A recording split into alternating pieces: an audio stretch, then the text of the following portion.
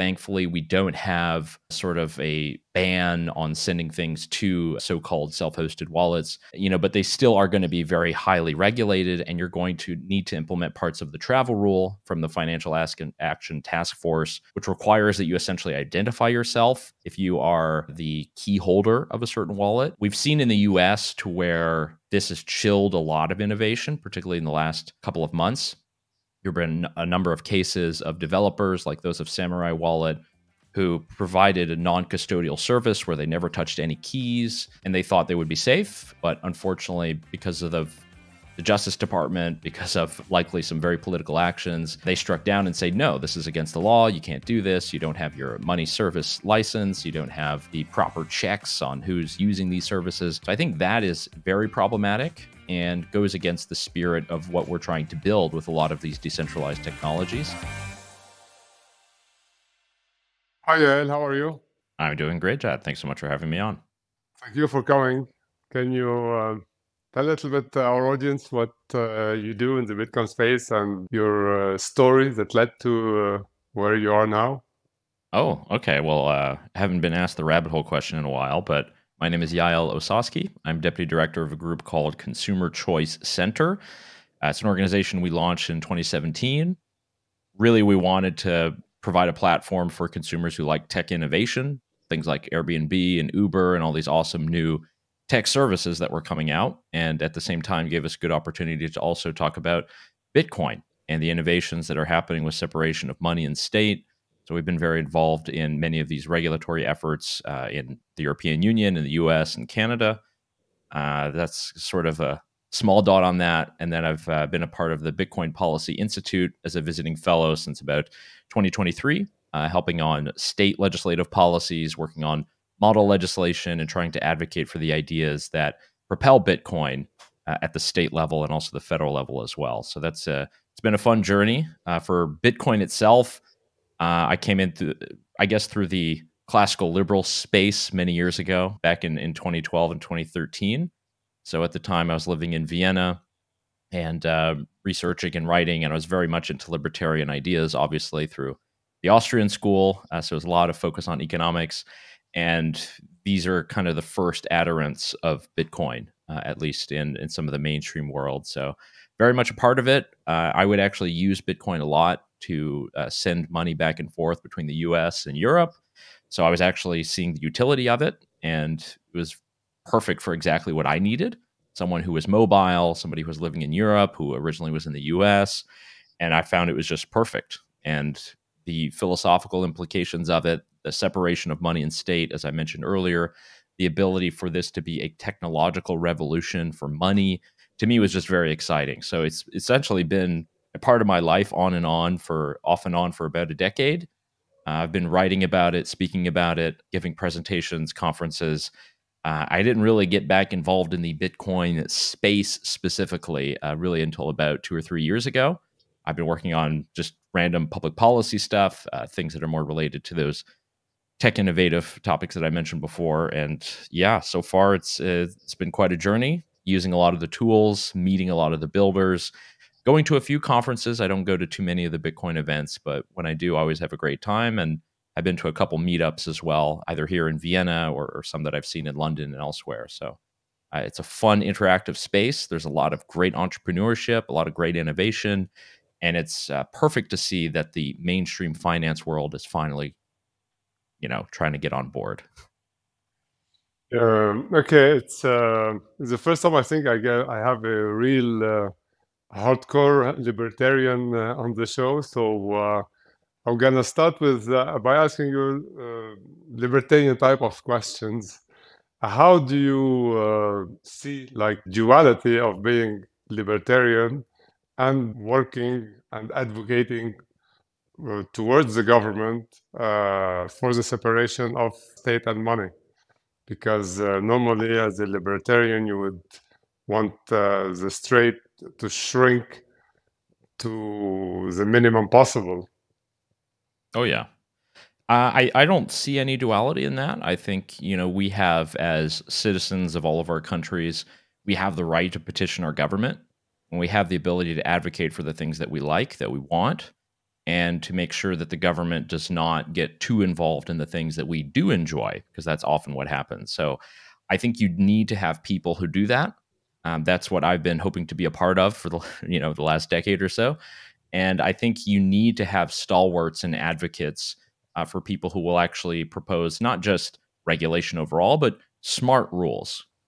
We should have some rules on certain things. We should have some level of guidelines. We should have some kind of a roadmap.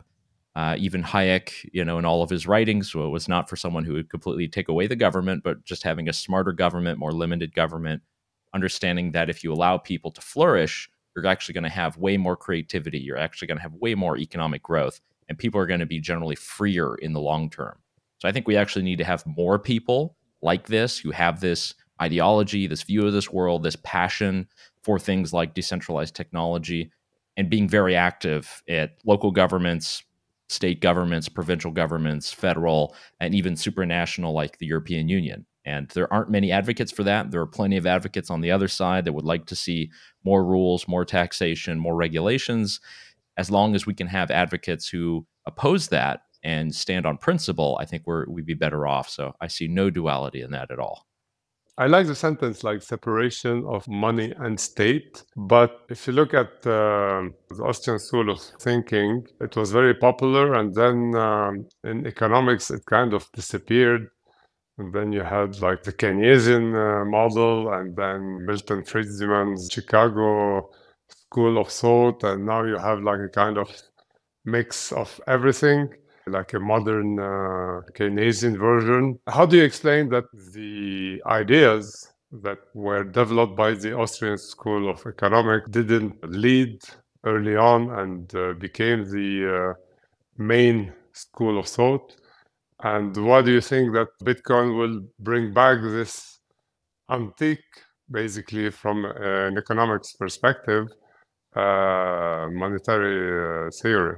I mean, it's a very good point, and I'll let you know that when I first came to Vienna, Austria, to study doing an exchange program in 2011, I thought I would just be filled to the brim. There'd be all kinds of Austrian economists around. Everyone would be trumpeting Austrian economics. I can promise you there were none, and there were very few of people who were interested in these ideas. So it definitely did not stay in Austria and Vienna. A lot of it obviously was a lot of, like Hayek and Mises and a lot of the early stalwarts did leave, and because of the Nazi regimes, because of World War II, many of them fled to the United States, where they did have influence, at least in academic circles. But yeah, generally, you're talking about what happened with the Keynesians and this sort of addiction to easy money. And after Bretton Woods, you have this sort of new system whereby people were not just going to be thinking about gold all day or how they can measure what they're able to do with gold or their reserves of gold. A lot of it just became the era of fiat money. So I think that at the same time as we're rebuilding after wars, you have the Marshall Plan in Europe. You have a lot of people who for many years were very stringent on we should not let governments expand past this level. We should have monetary supplies that are quite limited. It was just sort of in the aftermath of the Second World War that they were spending a lot of money. And particularly in the United States, there were a lot of other wars that were happening. The Cold War was springing up. There was always a need to have cheap money.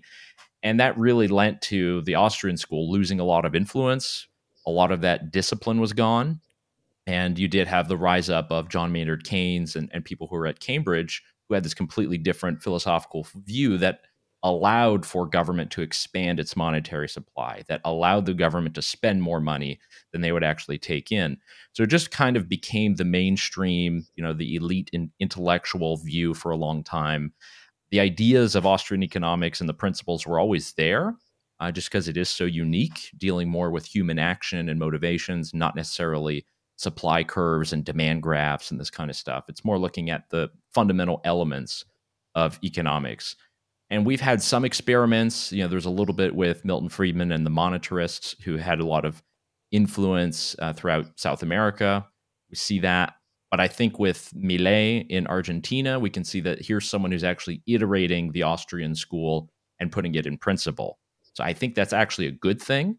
As it relates to Bitcoin, Bitcoin has always been, I think, wedded to Austrian economics, or at least suspicion of centralized government power. That's something that Satoshi embedded into the first block, talk of the chancellor on the brink of the second bailout for banks, Mm. there has been a monetary crisis for a very long time.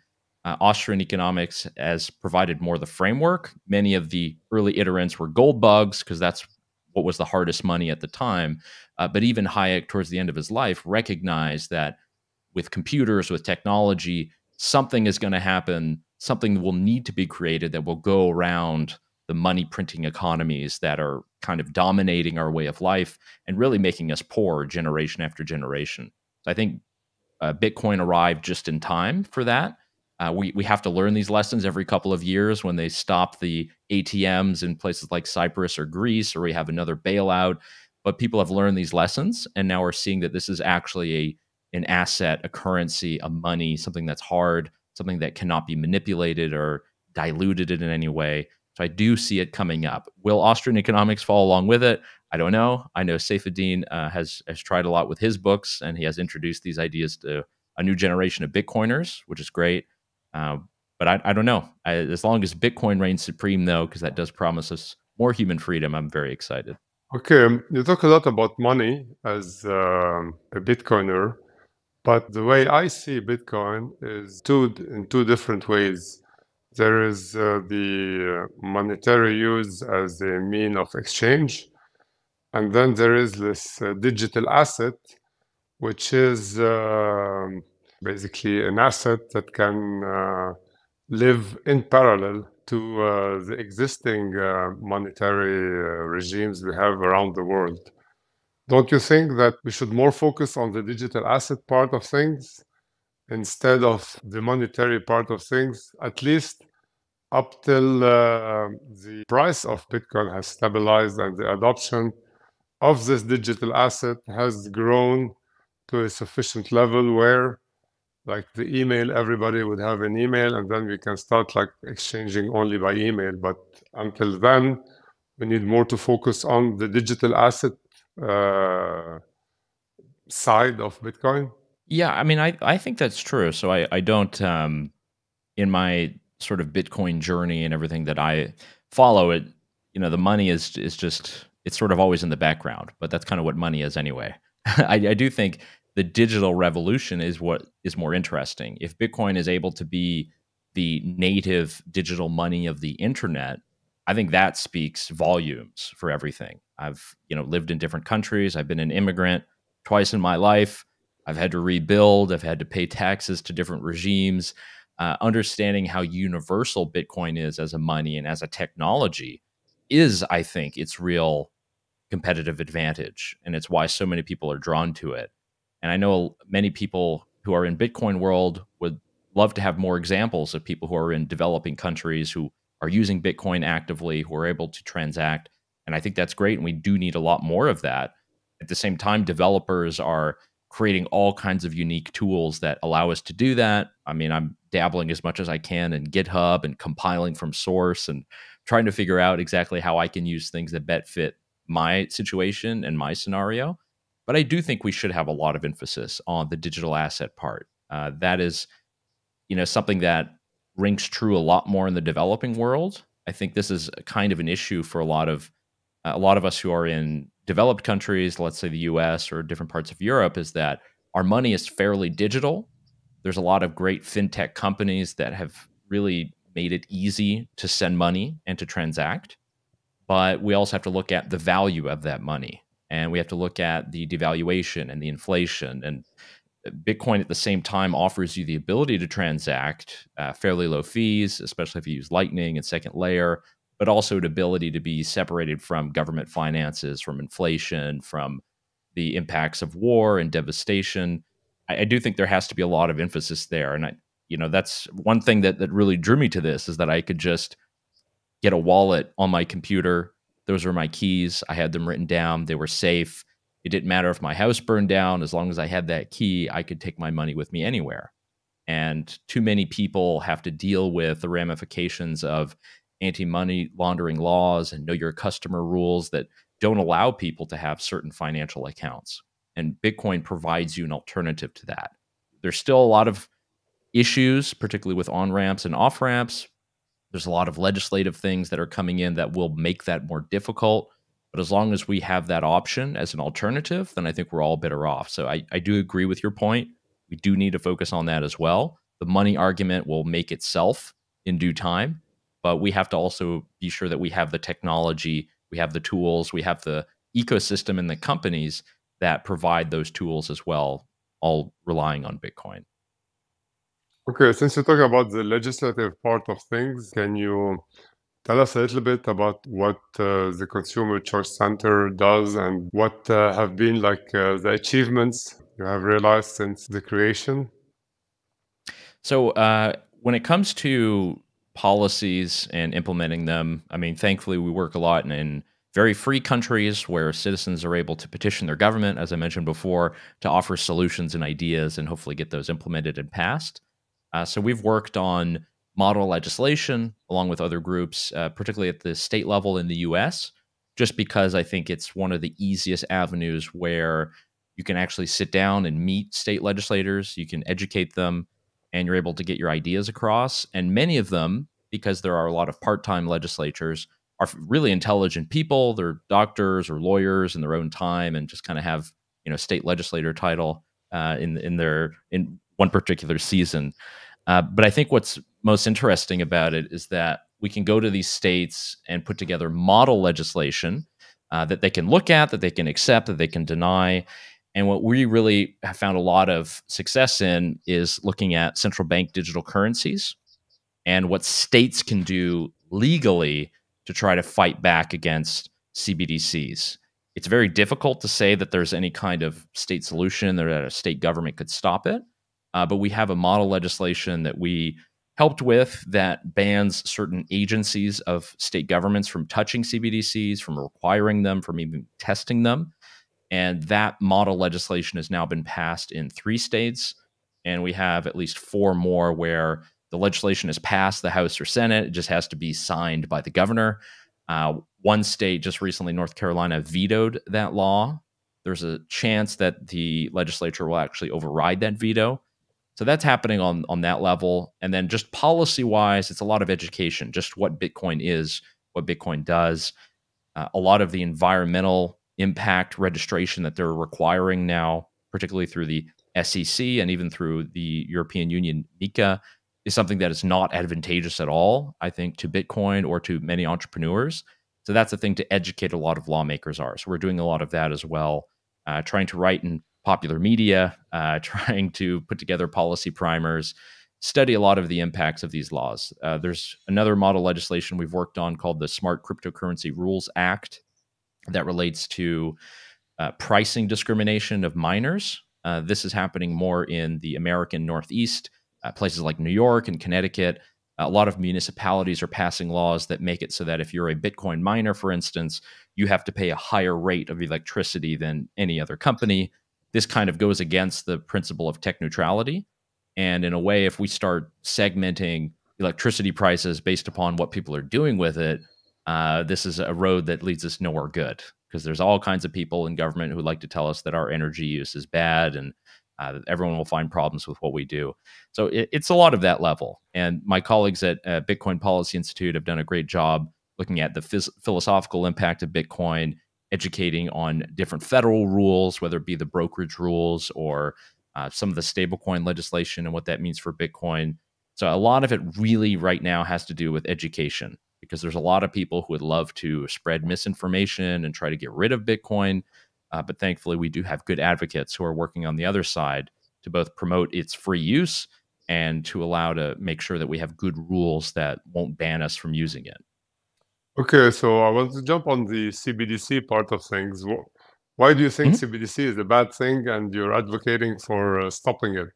So central bank digital currencies are something that are just not needed. Most money, at least in the West, is very digital. We all have online bank accounts. We're able to send. We're able to use fintech apps to send. The advantage of having a central bank digital currency, all of the advantages are really just with the government. And having a central bank digital currency that would be centralized, that would be fully controlled, it would also be fully surveilled. And as I mentioned, there are many political forces that do not like the way that other people spend money. There are a lot of people who don't like that you might gamble or you might drink alcohol or you might use cannabis. And if we have a mechanism whereby governments can shut down how people can use their own money, well, we've definitely lost separation of money and state. We've also lost the ability for people to freely choose how they spend their hard earned income. And a central bank digital currency only makes that easier. And I think that is perilous for human liberty. It's perilous for democracy and perilous for essentially our autonomy. And I know that there's a lot of working parts of people who like this or don't like this. Funnily enough, a lot of private banks are not big fans of CBDCs either because they're kind of cut out of the equation if everyone just has an account at the central bank. So I think thankfully there is a good amount of opposition to CBDCs, but I view it as very injurious to human liberty. And it's a way that we as consumers would be easily discriminated against based upon what we buy and what we purchase. And that's just not something that we should have in a free society. Okay, and how do you explain that the CBDC, is very fought in the US, but in Europe, there's like a overall consensus that on which everyone agrees that's a great thing, and the adoption seems to be unstoppable. It's just like they have decided unilaterally at the ECB that they want to deploy it, and there is not a single resistance done in Europe against it. I mean, I know I've talked a lot about the American governmental system and how I think in one ways it offers a lot of advantages just in terms of better representation, better ability to petition the government. I think the same will happen in Europe.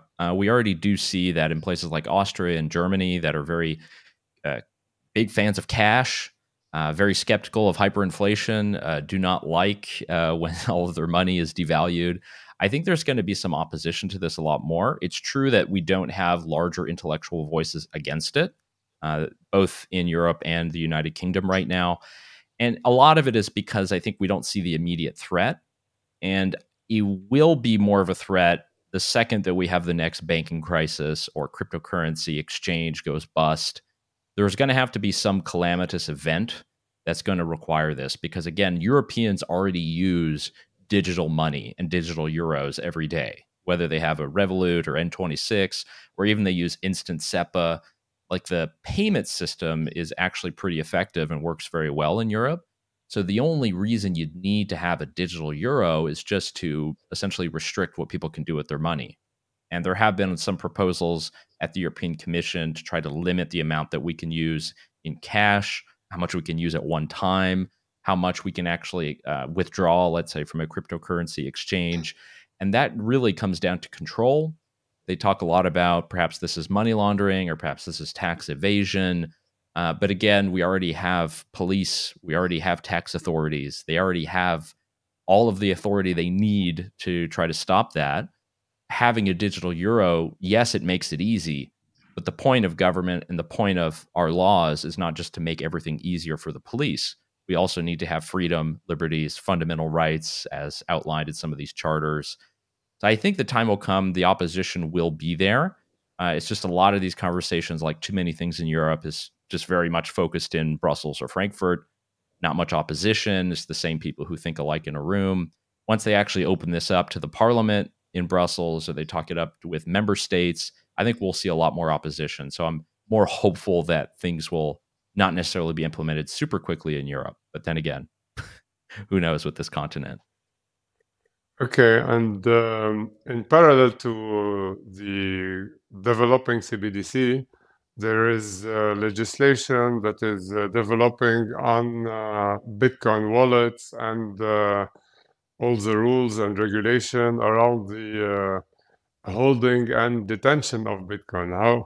How do you see it going in the US and in Europe in the foreseeable future? So I'll talk about Europe first because Europe just implemented 2 titles of the markets and crypto asset regulation. So that's the MiCA bill. So parts of that are in force right now, particularly as it relates to stable coins and to asset-backed money tokens, as they call them.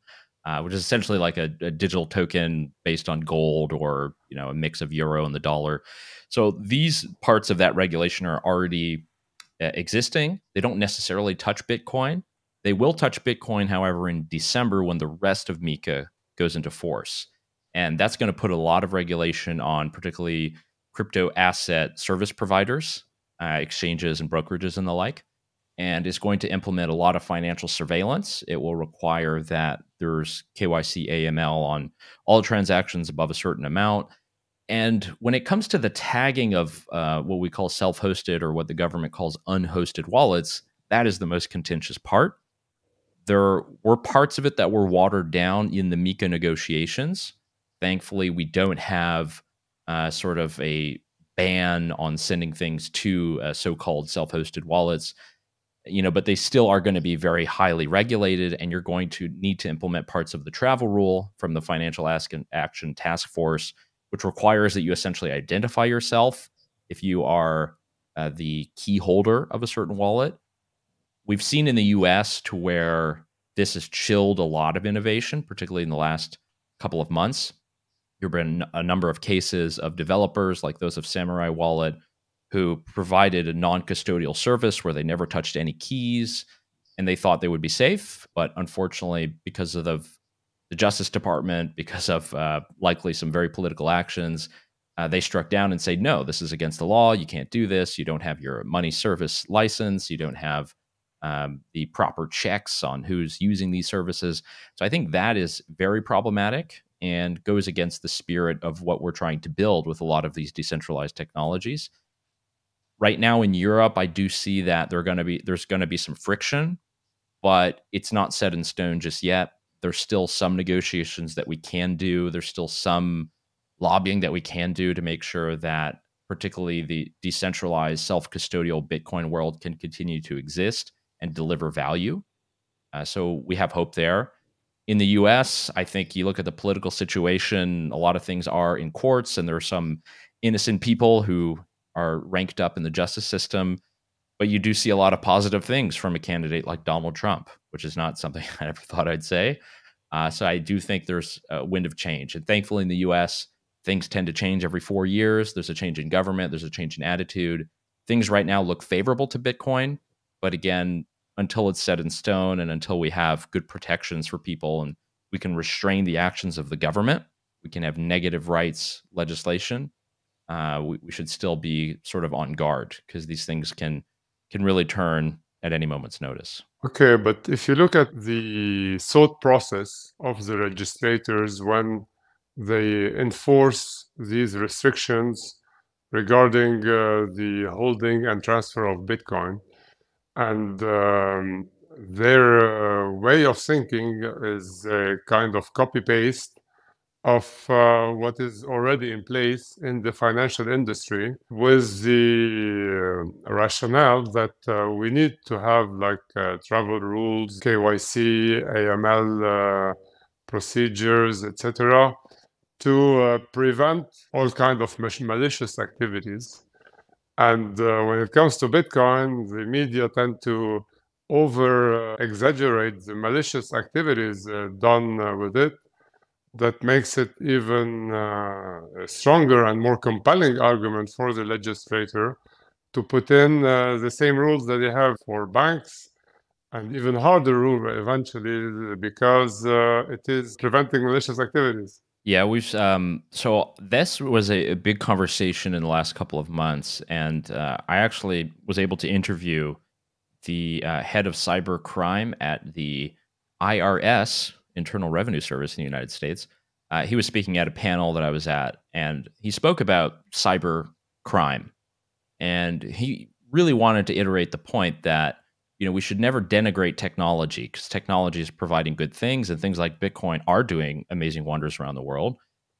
But even if we look at the broader strata of all crime, all financial crime, everything that is crypto in that umbrella is really only 1% to 2%.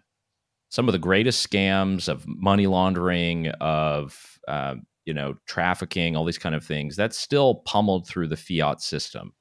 So it's really a game of numbers. We saw this a lot recently with some of the reports around Hamas and how much they were raising apparently through cryptocurrency, which really was a tiny, tiny amount, but it was blown out of proportion for the purpose of making it so that, look, these bad guys are using this currency.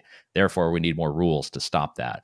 But in reality, like the amount of money that they actually get from legit sources via, normal fiat bank transfers, just dwarfs that. I think a lot of that is this agenda, but it is true. They're looking at the very worst case scenario. And unfortunately, we've seen with anti-money laundering laws and KYC is that these laws are intended to catch the bad guys, but they really just make life harder for people like you and me. We've seen it with a lot of recent bank hacks in the United States. Evolve Bank was a bank that was used by a lot of fintech companies and even some crypto exchanges because they're required to collect all that information and data and scan of your social security card, your passport, your ID, all of your date of birth data. All of that was sitting on an unencrypted database, was hacked, and now it's for sale on the dark net. And there's going to be all kinds of identity crime tied to that in the future. So all these innocent people who did nothing wrong are more at risk because of the rules and legislation that many legislators have advocated for since the Bank Secrecy Act, Patriot Act, all the rest. So we have to also underscore how this stuff harms people too. We can always look at some of these small cases where perhaps you had someone who was using cryptocurrency to do something bad, but there's far more people who are using it for good and to improve their lives. And that has to be part of our narrative, I think, going forward. Okay, interesting. You mentioned the US elections and Trump being pro-Bitcoin. How do you see it unraveling? Because you can support the technology, but you will still want to enforce these anti-money laundering, KYC, etc. rules that it's the compliance officers that are at the regulator, at the legislator, at the banks that are deciding these policies. And if you ask any compliance officer, do we need more or less control? He would always say more, because by default, that's his job description, basically. Yeah, I mean, it's no mistake that the biggest, and we'll be honest here, like a lot of the people who are making money, so-called, in the Bitcoin economy are public mining companies and blockchain intelligence firms. There's a lot of compliance. Until recently, we didn't have the finance industry, but now thankfully we have companies like yours that have launched financial products tied to Bitcoin and Bitcoin services. So there's a lot of money in that. If there is a change in policies, though, we can see that there will be a different emphasis, and there is a lot of discretion that exists, particularly in the US, when it comes to these rules and laws. If there's a change in government, if there's a change in mindset, there are still a lot of rules to change, a lot of things to amend, a lot of things that, I think we'd be better off getting rid of. But having a change in philosophy, a change in government can be very positive. And if we have these ongoing trials against the developers of Samurai Wallet, there are many other Tornado Cash, some of these other cases where we're talking about financial sovereignty and privacy, there are actually opportunities that we can have to have a change in government, a change in philosophy, and hopefully a change in law. It'll take time, but I do think it's possible to do it. Okay, I'm talking about politics and governments. I wanted to know your thought about what the German government has been doing by selling their Bitcoin holdings. Have you followed it? I have a little bit, and there's a great website. I think it's bitcointreasuries.net. I think that's NVK of Cold Card uses that or puts that together. And it shows the holdings of companies, corporations, and also governments that have Bitcoin.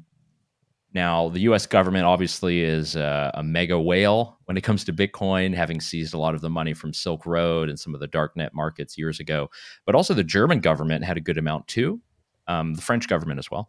So the German government had a lot, and they have in the last week taken their coins, sent them to Coinbase, and been selling them very cheaply. And I don't know if that's the cause of the recent market dip. You're more of the market expert than I am, but this is interesting because you have in a lot of these scenarios the government selling stuff to profit its own budget. But what would happen if they held on to it a bit longer? And what's interesting about the German government right now is it is a coalition government. You have the Social Democrats who are at the top, but you also have the Free Democrats, Freie Demokratische Partei, and they are in charge of the economics ministry and the finance industry. And some of their members are actually very pro Bitcoin. One example is MP Frank Schäffler. He actually was able to get Germany and the Ministry of Finance to recognize Bitcoin as private money in 2013. I reported about that at the time because it was just so spectacular to see a politician talking about Bitcoin at that time. So I guess he did not have all the influence he needed to stop this from happening. Not that I'm a huge fan of governments hodling a lot of Bitcoin. That money belongs with us, the plebs. But all this money that was seized from ransomware attacks or cyber criminal gangs or people running piracy websites, all of that was scooped up and is now being sold on the market. So it's a loss for government, I guess, but for the rest of us who are cheaping up, picking up all that Bitcoin a bit cheaply is a good thing. Oh, okay. Let's hope these advocates will raise their voice and stop other governments from doing the same. It was a real pleasure having you on the show, and thanks a lot for your insights. And whenever you have like anything new you would like to share with us, please feel free to ping us up and jump for another episode. Absolutely. Thank you so much. And thank you for making Bitcoin available to people who aren't yet ready to be self custodial hodlers and want to invest in the Bitcoin economy. So thank you for providing those tools. Take care.